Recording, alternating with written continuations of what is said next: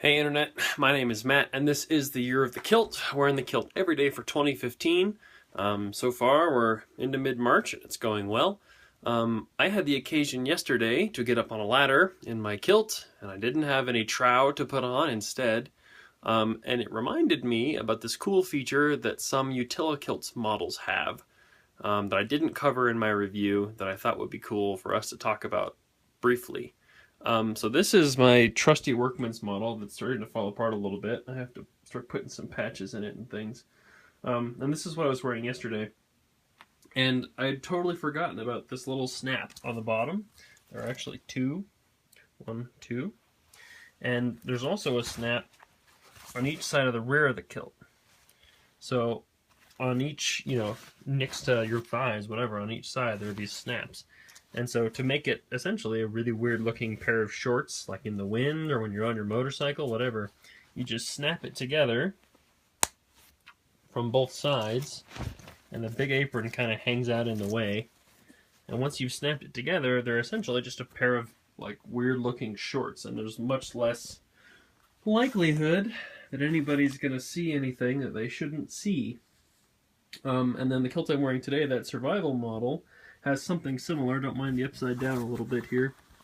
But it's got these little loop wooden things that pass through a section of the apron, and then all the way on the other side somewhere there's a piece where it drops into, and so it does the exact same thing, but with a little bit more movement in it. So it's still closed and still, modest-ish, but it's a little easier to work than, and it's a little more, reliable. If you move your legs a whole bunch with the workman's model with those two snaps, you could get it to unsnap, which would be unfortunate, I suppose.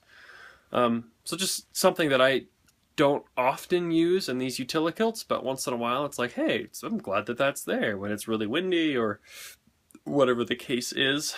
I didn't really do anything special on St. Paddy's other than obviously get started real early, which I kind of like to do every year. Sometimes it's good to just let your hair down and go a little crazy and have a Guinness at 7 o'clock. We did watch the Boondock Saints, which I'm going to call our cultural shenanigans for this week, even though there's no kilts in it, and really it's all about the bastardized version of St. Paddy's, which I don't necessarily have a problem with. So, yeah, watch some Boondock Saints, listen to some Dropkick Murphys, a little bit more rock and roll, a little bit less high and mighty and sporin and pompous, which is cool. I think that's pretty much it. A little bit of modesty, closure, snap system stuff.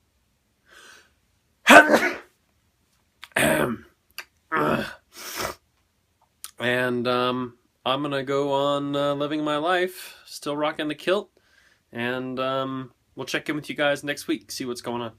See ya!